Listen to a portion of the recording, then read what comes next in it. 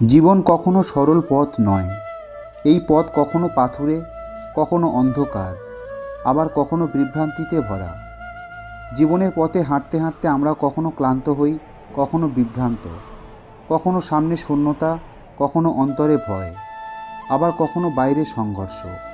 তখন আমাদের প্রয়োজন হয় এক অভ্যন্তরীণ শক্তির, এক চিরন্তন আশ্রয়ের, যে বলবে, ভয় পেও না, আমি আছি। এই আশ্রয় হলেন শ্রীকৃষ্ণ। তিনি শুধু এক পৌরাণিক চরিত্র নন, তিনি এক জীবন্ত চেতনা, যিনি যুগে যুগে মানুষকে শিক্ষা দিয়েছেন কিভাবে জীবনের প্রতিকূলতাকে শক্তিতে পরিণত করতে হয়। ভগবদ্গীতা সেই শিক্ষা, যেখানে তিনি কেবল ধর্মীয় কথাই বলেননি, বরং জীবনের সব দিক, কর্ম, জ্ঞান, ভক্তি, সম্পর্ক, মনোবিজ্ঞান, আত্মা ও মৃত্যু, সব কিছুর ব্যাখ্যা দিয়েছেন। বন্ধুরা, ভিডিওটি শুরু করার আগে আপনারা যারা এই চ্যানেলে নতুন তারা অবশ্যই চ্যানেলটিকে সাবস্ক্রাইব করুন এবং বেল বাটনে প্রেস করুন এরকম আরও অনেক নতুন ভিডিও দেখার জন্য। ভিডিওটি দেখে যদি ভালো লাগে তাহলে অবশ্যই একটি লাইক করবেন এবং সবাইকে শেয়ার করবেন। প্রতিদিনের জীবনে আমরা দ্বিধা, দুশ্চিন্তা ও সিদ্ধান্তহীনতার মধ্যে পড়ি। তখনই প্রয়োজন এক চিরন্তন দিশার, এক আলোর রেখার, যা অন্ধকারকে ছিন্ন করে পথ দেখায়। সেই দিশার নাম শ্রীকৃষ্ণ। তার বাণী, তার দর্শন আজও আমাদের জীবনের প্রতিটি মুহূর্তে পথপ্রদর্শক হয়ে দাঁড়িয়ে আছে। শ্রীকৃষ্ণের বাণী শুনলে মনে হয় যেন কেউ আমাদের অন্তরের কথা বুঝতে পেরে তার উত্তর দিয়ে দিচ্ছেন। আজকের এই ব্যস্ত, বিভ্রান্ত, অসহায় সময়ে সেই কথাগুলো আরও বেশি প্রাসঙ্গিক। আত্মা ও চেতনার উপলব্ধি। ভগবদ্গীতার শুরুতেই কৃষ্ণ বলেন, আত্মা কখনো জন্মায় না, কখনো মারা যায় না। এই বাক্য শুধু দর্শনের কথা নয়, এটি আমাদের জীবনের গভীর সত্য। আমরা শরীর নিয়ে চিন্তিত হই, মৃত্যু নিয়ে আতঙ্কিত হই, অথচ আত্মা অজন্মা ও অবিনাশী। শ্রীকৃষ্ণ আমাদের শেখান, তোমার সত্য পরিচয় এই শরীর নয়, সেই চিরন্তন আত্মা, যা কখনো নষ্ট হয় না। যখন জীবনে ব্যর্থতা আসে, যখন আমরা নিজেকে মূল্যহীন ভাবি, তখনই এই উপলব্ধি জরুরি। আমি শুধু এই শরীর নই, আমি এক চিরন্তন সত্তা। এই ভাবনা আমাদের আত্মবিশ্বাস ফিরিয়ে আনে। শ্রীকৃষ্ণ বলেন, শরীর বদলায় কিন্তু আত্মা বদলায় না। আমরা শিশুকাল থেকে বৃদ্ধ হই, কিন্তু যে আমি সব বয়সে থেকেছি, সেই আমি তো একই। শ্রীকৃষ্ণ আমাদের বলেন, তুমি এই দেহ নও, তুমি আত্মা। দেহ নশ্বর, কিন্তু তুমি অমর। এই উপলব্ধি জীবনের দৃষ্টিভঙ্গিকে বদলে দেয়। আমরা যখন আত্মাকে উপলব্ধি করি, তখন দুঃখ ক্ষণস্থায়ী হয়, মৃত্যু ভয়ের কারণ হয় না। আত্মপরিচয় মানেই আত্মবিশ্বাস। আজকের সমাজে যেখানে আমরা নিজেকে কেবল কর্ম, পরিচয় বা সামাজিক সাফল্য দিয়ে বিচার করি, শ্রীকৃষ্ণ বলেন, তুমি অনেক বেশি, তুমি এক চিরন্তন সত্তা। এই উপলব্ধি আমাদের মনের গভীরে স্থিতি আনে। কর্মের দর্শন, নিঃস্বার্থ কর্ম। শ্রীকৃষ্ণ বলেন, তুমি কেবল কর্মের অধিকারী, ফলের নয়। এই বাণী শুনতে সহজ, কিন্তু উপলব্ধি করা গভীর। আমরা প্রায় সব কিছুই করি ফলের আশায়। পরীক্ষায় ভালো নম্বর, কাজের প্রশংসা, ভালো বেতন, সামাজিক স্বীকৃতি। কিন্তু শ্রীকৃষ্ণ বলেন, ফল আসবে, তবে তা তোমার কর্তব্য নয়। তুমি বরং মনোযোগ দাও নিজের কৃতিত্বে, নিষ্ঠায়, পবিত্রতায়। এই শিক্ষার গভীরতা বোঝা যায় যখন ফল না আসে, তবুও তুমি শান্ত থাকতে শেখো। আমরা তখনই বুঝি, কর্ম করতে করতে ফলের ওপরে আসক্তি কমলে মুক্তি পাওয়া যায়।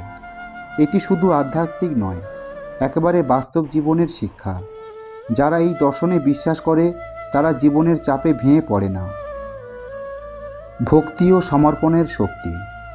গীতার 18তম অধ্যায়ে শ্রীকৃষ্ণ বলেন, সব কিছু ছেড়ে শুধু আমার শরণে এসো, আমি তোমাকে সমস্ত পাপ থেকে মুক্ত করব। এই বাক্য শুধু শাস্ত্রীয় নয়, এটি এক গভীর মানসিক চিকিৎসা। কখনো কখনো আমরা এতটাই ক্লান্ত হয়ে যাই যে আর কিছুতেই আশা খুঁজে পাই না।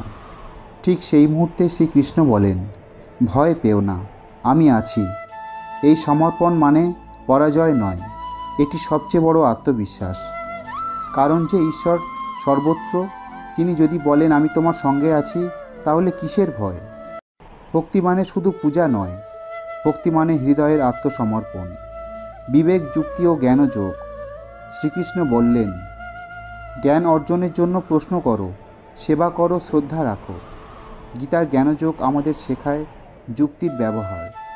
আজকের আধুনিক সময়ে যেখানে আমরা সব কিছু যুক্তি দিয়ে বিচার করি, শ্রীকৃষ্ণ বলেন, তুমি যদি সত্য জানতে চাও তাহলে প্রশ্ন করতে শেখো, কিন্তু অহংকার নিয়ে নয়, নম্রতার সঙ্গে।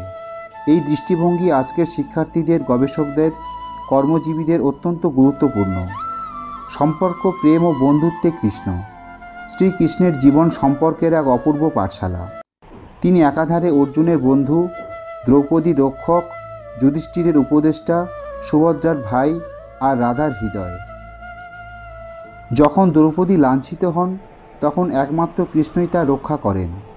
যখন সুদামা কাঁদতে কাঁদতে কৃষ্ণকে স্মরণ করেন তখন কৃষ্ণ নিজে ছুটে যান বন্ধুকে আলিঙ্গন করতে। এই শিক্ষা আজকের সম্পর্কের ভঙ্গুরতার বড়ই প্রাসঙ্গিক।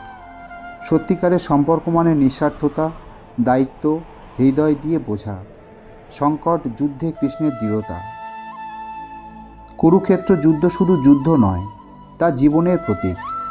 অর্জুন যখন যুদ্ধের শুরুতেই হতাশ হন, অস্ত্র ফেলে দেন, তখন শ্রীকৃষ্ণ বলেন, এই দুর্বলতা তোমার জন্য নয়, ওঠো, লড়ো।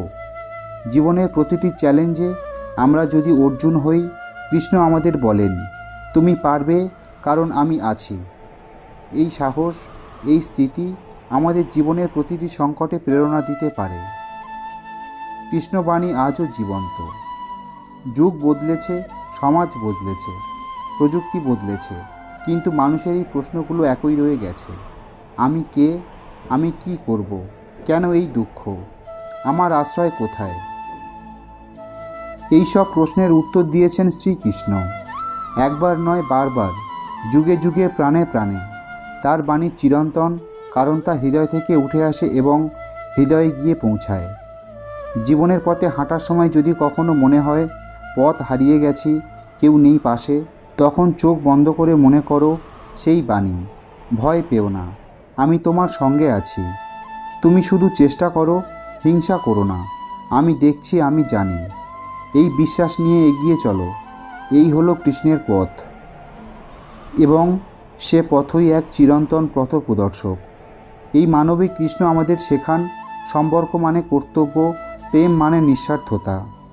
আমরা যদি এই কৃষ্ণকে অনুসরণ করি তাহলে সম্পর্ক হবে গভীর, নির্ভেজাল ও সত্যিকারের। অর্জুন যুদ্ধের ময়দানে অস্ত্র ফেলে দেন, ভয়ে, সংকটে, বিভ্রান্তিতে। তখন কৃষ্ণ বলেন, এই দুর্বলতা তোমার জন্য নয়। জীবনের প্রতিটি সংগ্রামে আমরা যেন সেই অর্জুন। কৃষ্ণ আমাদের শেখান, ভয় পেও না, সামনে যাও, কারণ সত্যের জন্য লড়াই কখনো বৃথা যায় না।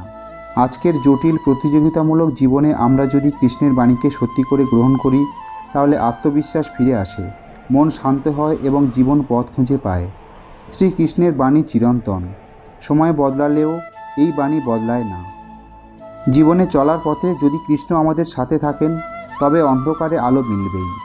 জীবনের প্রতিটি ক্ষণেই যদি আমরা কৃষ্ণের বাণী হৃদয়ে ধারণ করি তবে বিভ্রান্তি নয়, শান্তি আসবে, ভয় নয়, ভরসা আসবে, ব্যর্থতা নয়, আত্মবিশ্বাস আসবে। আর সেই ভরসাতেই জীবন হয়ে উঠবে এক পরিপূর্ণ যাত্রা, কৃষ্ণের সাথে আলোর পথে। বন্ধুরা, ভিডিওটি দেখে যদি ভালো লাগে তাহলে অবশ্যই একটি লাইক করবেন এবং সবাইকে শেয়ার করবেন যাতে তারা ভিডিওটি দেখে উপকৃত হয়। সবাই ভালো থাকুন, সুস্থ থাকুন।